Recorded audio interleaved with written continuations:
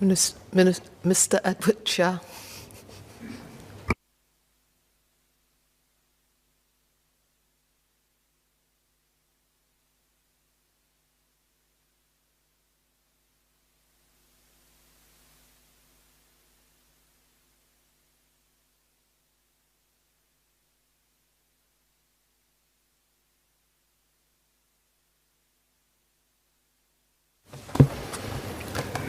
Madam Deputy Speaker, this ongoing COVID-19 pandemic has been unprecedented and unpredictable. 2021 is proving to be another tough year for our businesses. Companies have been coping with suboptimal business conditions for close to 1.5 years now. I'm heartened that the government is mandating commercial landlords to match the 2-week rental support provided by the government to tenants during the latest Phase 2 Heightened Alert measures. It is also notable that smaller landlords who rely on rent as their main income will also be given fair consideration since they may not have the financial ability to sustain themselves. Some businesses have shared that since the last Phase 2 Heightened Alert in May, they are still locked in discussions with their landlords on adequate rent support. Hence, I fully support the move by the government to mandate the rental reliefs and believe that this will avoid inefficiencies derived from such protracted negotiations between landlords and tenants. This will also minimize disputes, misalignment of expectations, and erosion of trust between landlords and tenants. To confront COVID-19, the government had introduced various support measures to help businesses cope with its impact. To ensure that these measures are more timely and targeted in helping businesses cope with challenges brought on by COVID-19, I would like to put forward 3 recommendations. 1, to add additional criteria for rental relief. 2, to consider extending moratoriums for temporary bridging loans.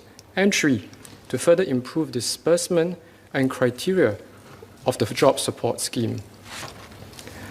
This supply bill has differentiated rent relief for companies solely based on revenue, which may not be sufficient to assess a company's ability to withstand long-drawn challenges like the one we are going through now.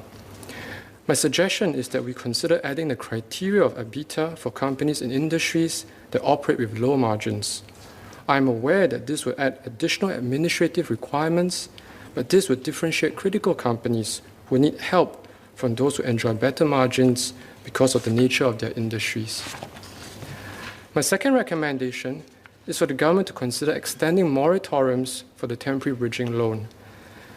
Since 2020, businesses need help for moratoriums of loans, especially for sectors that are unable to restart core business activities. Through my engagement with some businesses, they shared with me that these temporary bridging loans require them to make principal payments after a year, while this pandemic has lasted way more than a year. MES made an announcement in June this year that businesses will enjoy a further suspension of 80% of their principal loan till September 2021. However, with this current round of heightened alert phase, businesses do require a much longer runway and even additional principal payment moratorium. This is against the backdrop of suboptimal business activity for more than 1.5 years.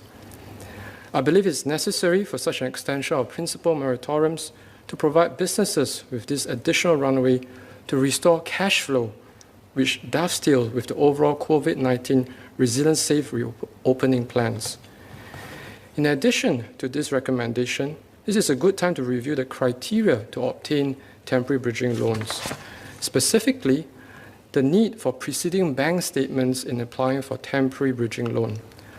Unlike last year in 2020, where such a criteria could have shown how well the company was in 2019, its relevance now is clearly a problem because the preceding year was the ultra-difficult 2020.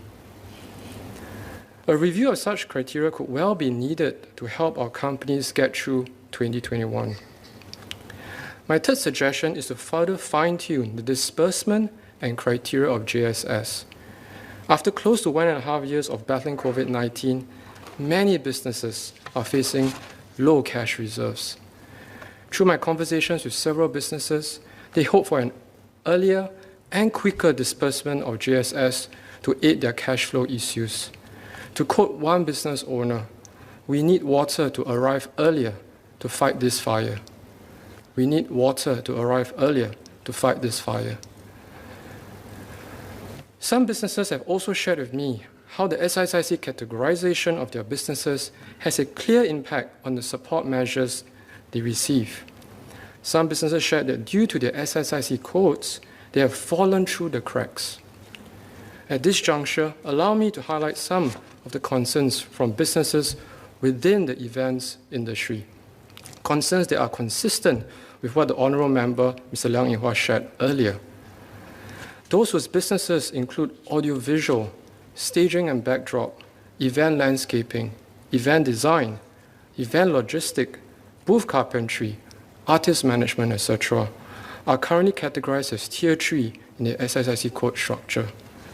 This means they qualify for lower support measures compared to those in the F&B, hotels, MICE industries, when their work is highly integrated with them.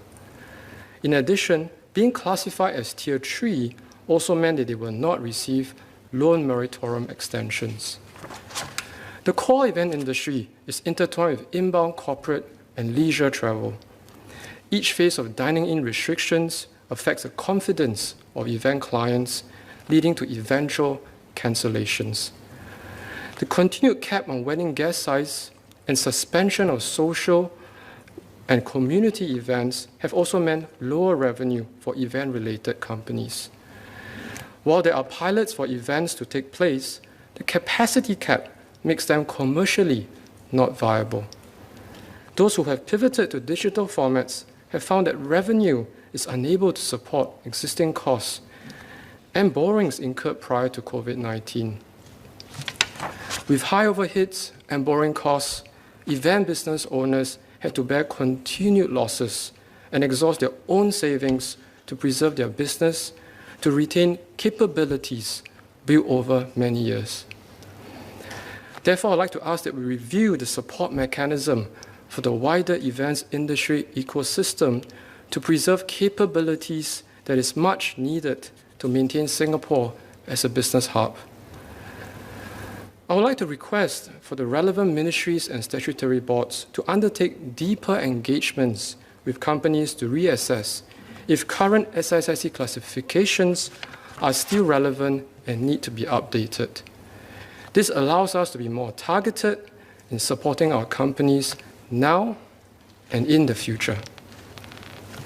Madam Deputy Speaker, as Singapore continues to progress while battling with this pandemic, support grants and financing measures are essential and beneficial to Singaporeans. We must continue to hear the voices of Singaporeans from different industries and ensure that no one is left behind. Targeted and equitable support that commensurate with the impact specific businesses face are necessary. We need to preserve critical capabilities so that we can emerge stronger. Hence, I hope the government can consider my 3 recommendations. 1, to add additional criteria for rental relief to support more businesses in need. 2, to extend moratoriums for temporary bridging loan and review loan eligibility criteria. And 3, to accelerate the disbursement of JSS and tweak the tiered criteria tied to SSIC so that these measures are more timely and targeted in helping our businesses cope with the COVID-19 pandemic. Notwithstanding my recommendations, I support the bill. Thank you.